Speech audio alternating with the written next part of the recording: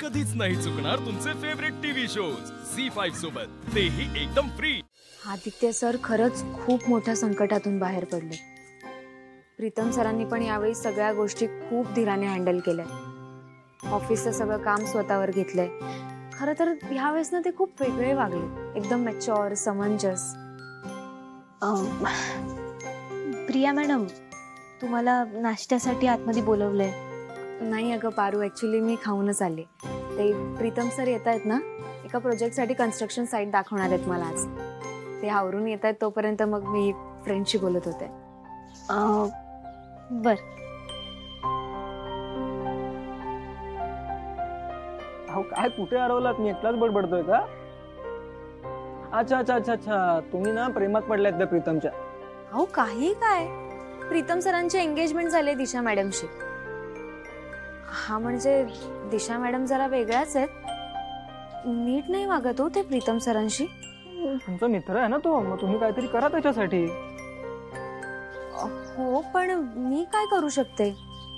Simple आहे, तू प्रीतमला प्रेमात पड तुझ्या। I'll talk to you later.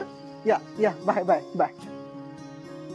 Clients खूप काम आहे आजकाल, ते शाळेचं प्रोजेक्ट म्हणजे ना लई काम आहे म्हणे। मला माहित आहे ना तुम्ही कुणाशी बोलत होता ते। तुम्ही प्रिया मॅडमशीच बोलत होतात। अरे नाही, मी आपलं ते क्लायंट। काय नाही, मी बघितलं आता बाहेर प्रिया मॅडम मी फोनवरच बोलत होत्या। मी तुम्हाला आत्ताच सांगते, प्रिया मॅडम अशी तशी मुलगी नाही, त्या लई चांगल्या आहेत।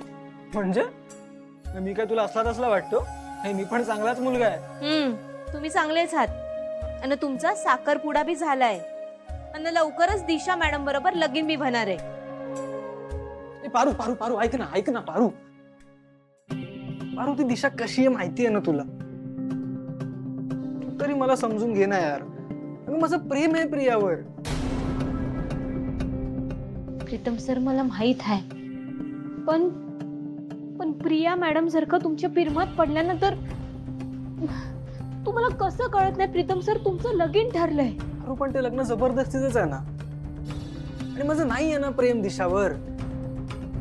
पण प्रिया जेन्युइनली एक चांगली मुलगी आहे, आणि म्हणजे प्रिया आहे ना, प्रियाला बघता क्षणी मला असं वाटलेलं की हीच आहे यार आपल्या आयुष्यात, हीच तर कमी आहे आपल्या आयुष्यात।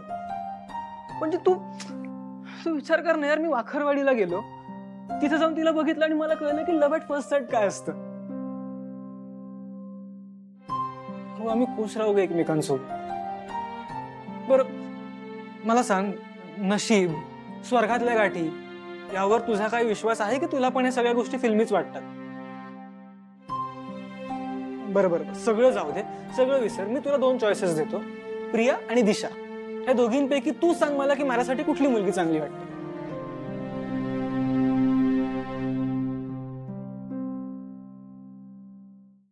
झी5 ॲप डाउनलोड करा आणि पहा सर्व एपिसोड्स एकदम फ्री।